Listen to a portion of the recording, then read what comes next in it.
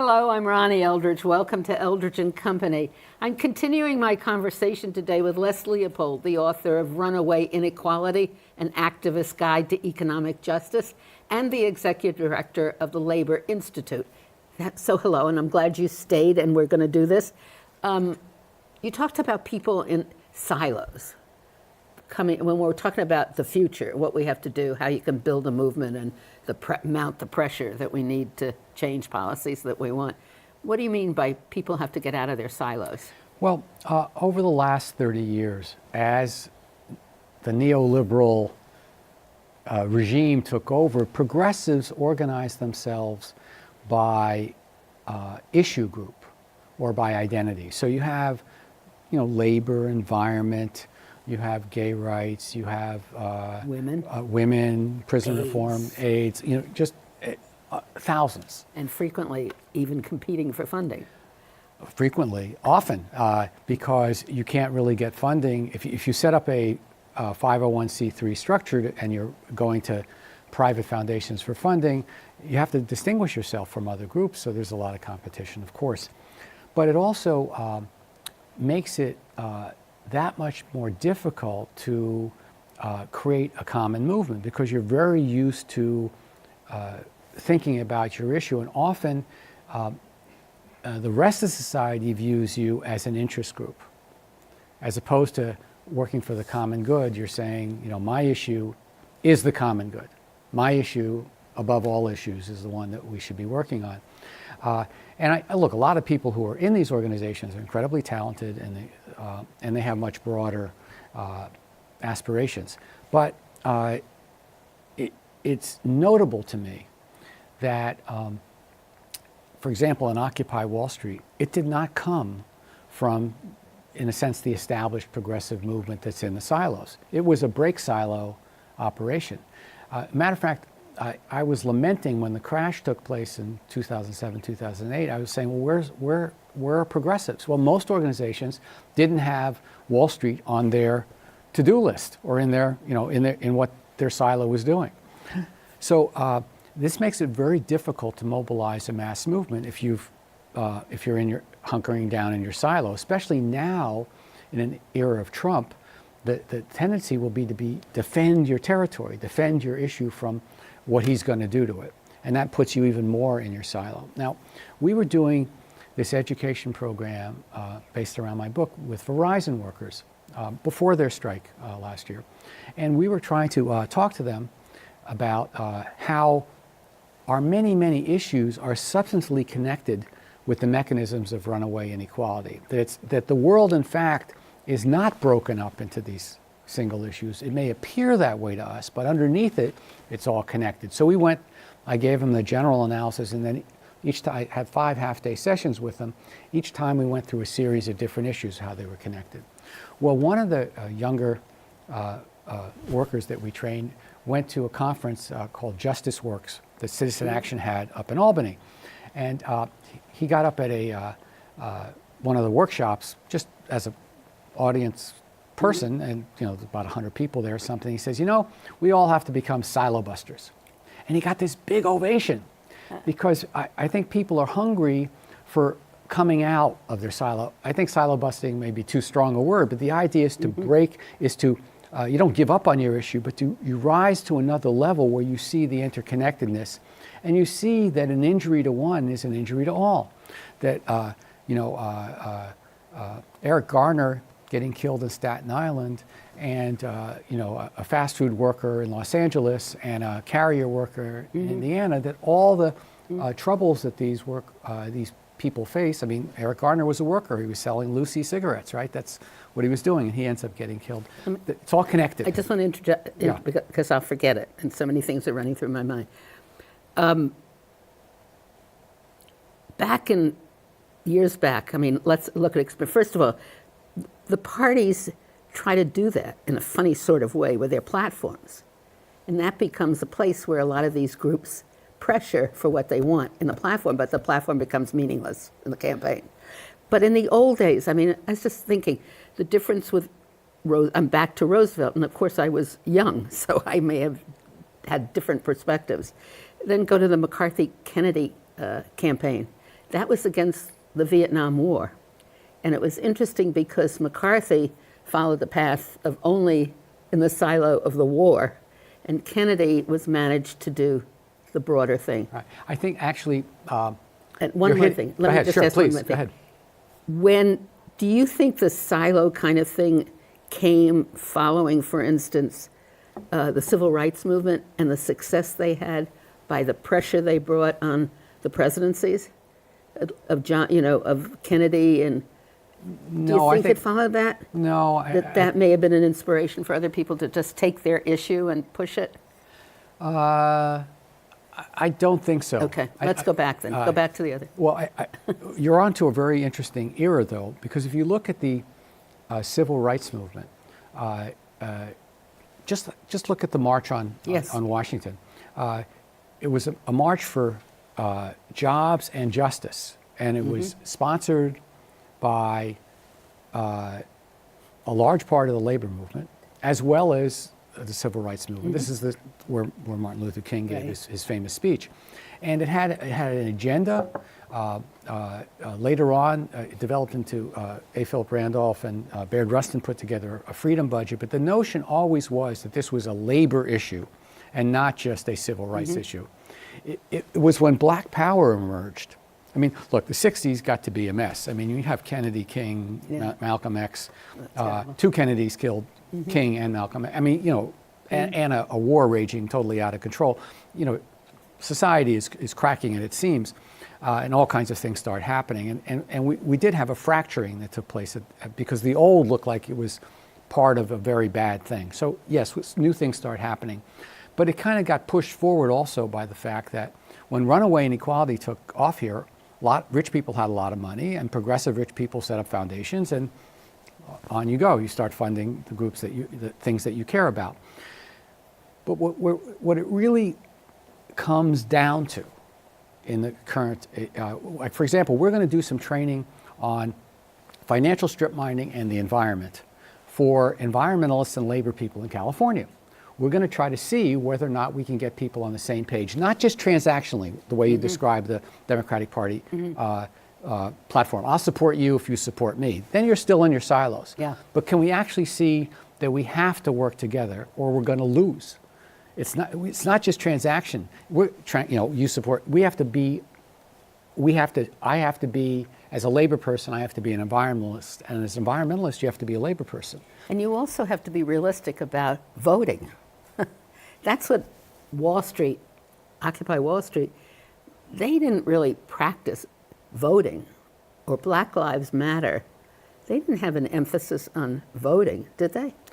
Well, that was interesting. They didn't have I know Occupy Wall Street, which was self-consciously set up on anarchist principles, didn't believe in a lot of that. Didn't believe in policy. That's another long story. But I think the fault line, as always in American politics, is going to come down to what we call race, which is a very tricky issue for us. And you're seeing it actually come up kind of in reverse right now around the idea of a white working class. Eduardo Porter in the Times reports on this study that shows that basically the way he interprets the study is that white working class people live in rural areas. Those have been declining. Black and Hispanics live in urban areas, and they're getting all the new jobs, and white people are losing jobs. And therefore, white people actually rationally voted for their own self-interest by voting for Trump because they're in decline. And basically he's implying that black and brown people voted for Hillary because, that's where the economic activity is. And to me, this is an incredibly dangerous path to go on, not because it's politically incorrect, because it's basically wrong. That the white working class is a fiction that has been changes over time as the definition of race. I'm kind of writing a response to this right now. There's an incredible chart that you've got to see from 1926 in the steel industry, and they list 29 races. Down the rows of the chart are races. The columns are skills, attributes that the race has for work. And on top, the number one are American white, Northern Europeans, and the bottom is Jews. Basically, Jewish people are totally unfit for any kind of work in the steel industry. Now, and then it ranks next to Mexicans, Southern Italians, et cetera. Negro somewhere in the middle, all the way up, and you start getting more Europeans, more. But the notion of white was broken into all these different things. Now, what's interesting is this is 1926. 1919, 4 million Americans went on strike.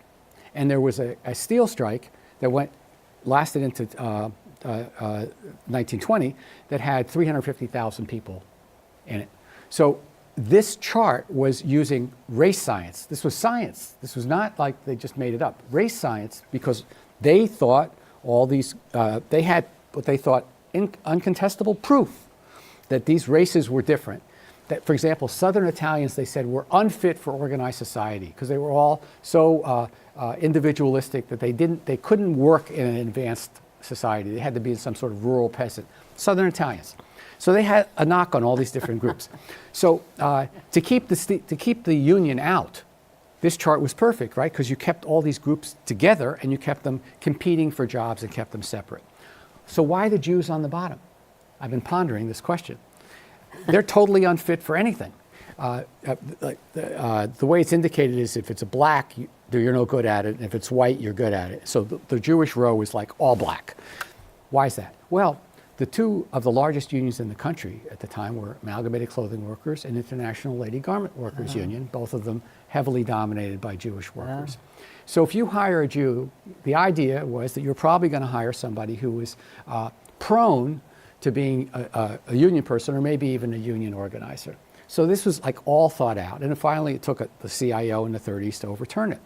But then the notion of race changed because to mobilize people for World War II, race became, all those groups, Southern Italians, they all became white as part of the mobilization. And then after, and the CIO also successfully organized immigrant workers that everybody said were too unskilled to ever be brought together in a union. They succeeded. And so now you had this sort of melting pot, but black and brown, and of course because of the war, Orientals, Japanese, and internment and all that, they were kept separate. The one big reason why blacks did not get more into the melting pot was Congress was controlled by one-party racist Southern Democrats, right? Because blacks were disenfranchised in the South. So they controlled all the committees during the New Deal, and there was an exception made in almost every piece of New Deal legislation that screwed black and brown people. So for example, wage and hour laws did not cover domestic labor and farm labor, which were the two biggest sources of black labor in the South.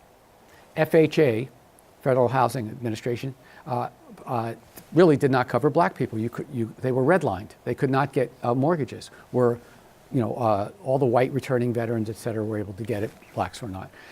So now we had basically four races: white, brown, Oriental, and black, coming into the modern era. So the definition changes again.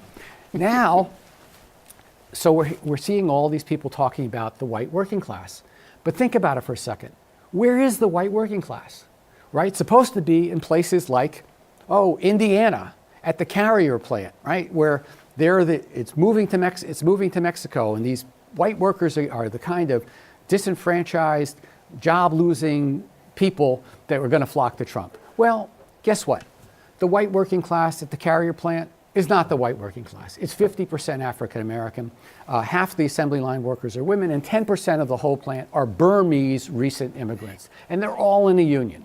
So the idea of talking about a working class, a white working class, is you're creating a white working class where none exists. Also, do we really think that black and brown workers have been getting a great deal in the last, why is there a Fight for 15 program going on? Because a lot of black and brown folks are getting minimum wage, part-time jobs in the fast food industry where they can't possibly support themselves and their family. And so to posit a lack of common identity amongst working people is a fiction and is, I think, destructive. And so the question in the last election was not whether or not white working class people voted their interests. The question is, did working class people have an option? Did the Democrats present a real option to Republicans so that working class people had a party like FDR's or LBJ's or somebody that they actually believed in that they thought was going to improve their conditions? I would argue they didn't have a choice, that they actually had a choice between two wings of neoliberalism, both corporate parties, one party more extreme than the other, but both of them tied in entirely with the same economic establishment that screwed working people, black, white, and brown. That's my wrap. That is something. So we got to build something new. That's why we have to build something new. We have to come out of our silos, and we have to be very cautious about using race as a defining point for building an organization. We're going to lose if we're all fractured. We're going to continue to lose if we're all fractured up. This is not to say, though, I want to be very clear, that that racism has disappeared in society, that black people are not being screwed, that immigrants aren't being, But it's spread across everybody. Well, we can't solve those problems unless we come together in a common movement. If we try to deal this as fractured silos, we will lose. We just lost. And we've been losing. Runaway inequality has been getting worse. So we have to re-examine our when you lose and you lose and you lose again, and this time we lost big time when you think about what's about to happen, you have to examine your practice and say, maybe we should change what we're doing. One of the things I wanted to talk about in this election and appealing to all these people, and where they thought they were appealing, I think, to the white working class, are the trade agreements. Would you explain to me trade? Because I don't know. Here's what happened. My premise in politics was, if I don't understand what they're talking about, I think there are other people that don't understand. Yeah. So let's explain it. Okay. The way we try to describe trade is it's corporate managed trade. It's not free trade. It's designed to increase corporate power globally. Both financial and other kinds of corporations are the big beneficiaries of. Well, we talked just before about money. Right. Yeah. So, but it's had a really negative impact on working people in manufacturing in particular. It's in stark contrast, by the way, to what happens in Germany. Germany has the same technology that we have, even more advanced. They pay, catch this, the auto workers in Germany get 66% more than American auto workers. Chemical workers get 45% more. Every manufacturing category in Germany gets paid higher than the US. Yet, their manufacturing sector is twice as big in terms of their GDP. It has twice as many workers compared to their population in general. So it's a vibrant, robust sector. What's the difference? And they're very advanced with technology. Very advanced. Second to none. Automation. Robots, everything. But yet it's growing. So why? So that answers the critics here. Yeah, the critics here I can take us down that road. It's a little diverge. But it's worth going there, and I'll come back to Germany. People like to say, oh, it's technology and automation, pundits especially, because then everybody's off the hook. Then, it's just built into the laws of nature. We can't do anything about it. That's progress. You can't stop it. So, you know what? Runaway inequality is just, we can't do anything about it. It's all sort of like an act of God. Well, Germany has a different God, I guess, because it's not happening that way. Here's the big difference. In Germany, they pour money into R&D to make better products and into worker training and education to have the most advanced workforces possible. Here, the money goes into stock buybacks. Stock buybacks, we compared, I just did some research on it. I had, fortunately, somebody who really knew how to do this, compared stock buybacks in the United States to stock buybacks in Germany over the last 5 years or so.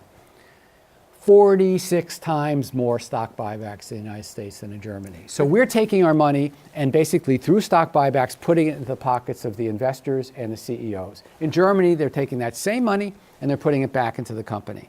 So one set of companies are growing, the other one is declining. So the workers in the declining industry who are facing the same trade that they face in Germany, one group in America getting screwed, the ones in Germany are prospering. So, workers sense this in America. And for years and years and years, the reason this election is so different, for years and years and years, these trade deals that allowed American corporations to screw their own workers, these trade deals were supported mostly by Republicans with a few Democrats. Now, what was the trade deal?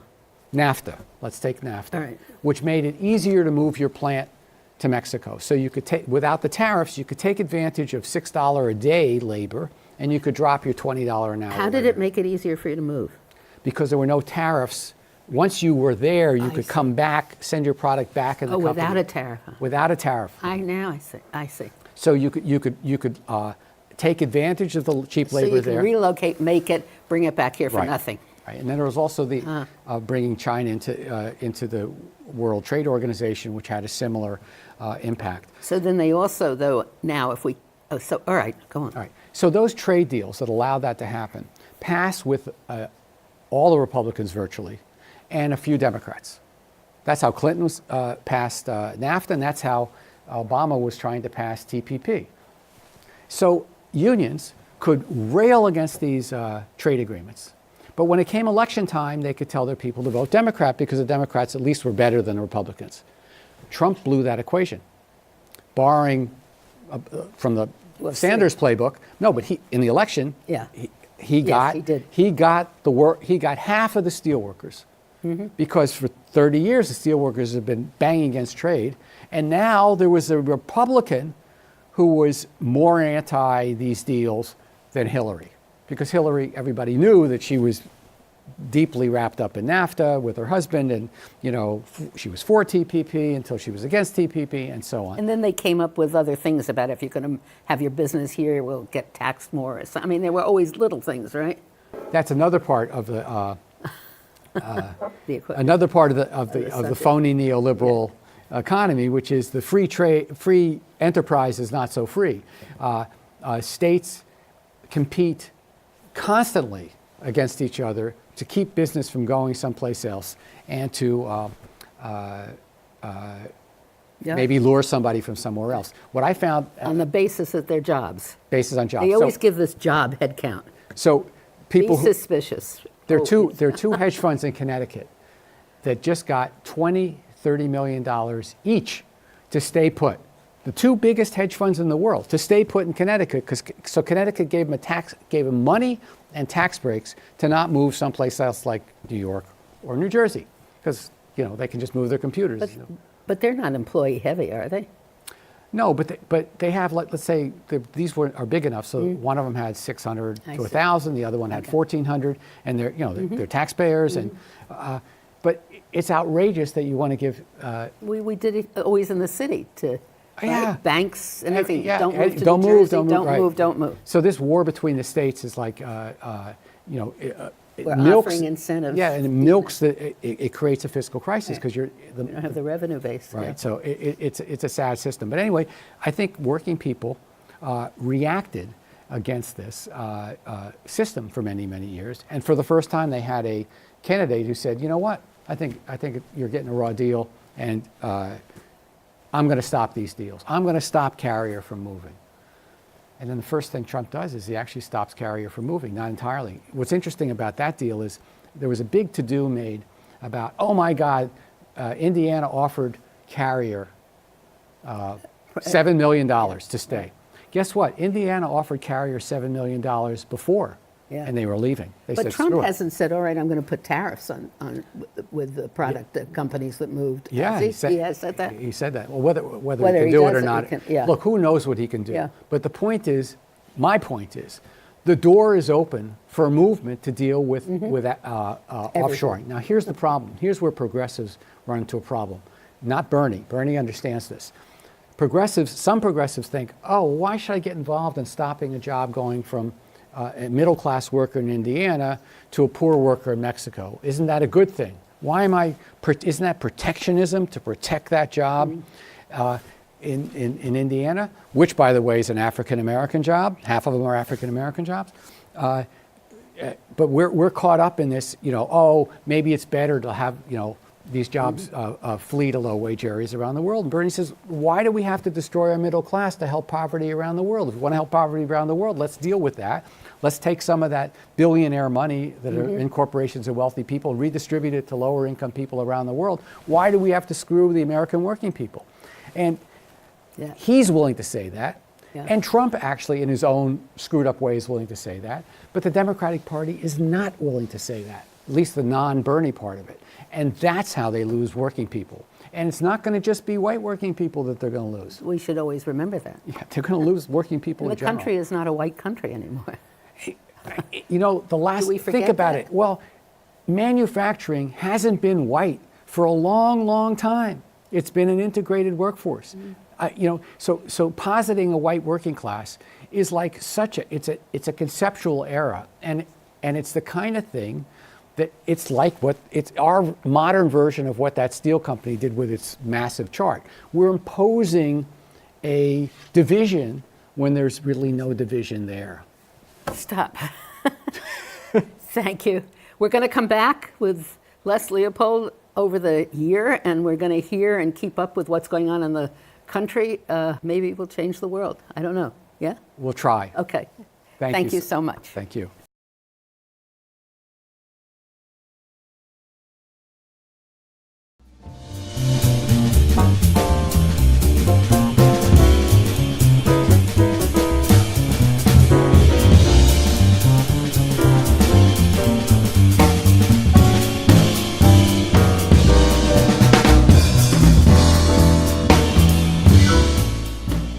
We at CUNY TV always like to hear from our viewers.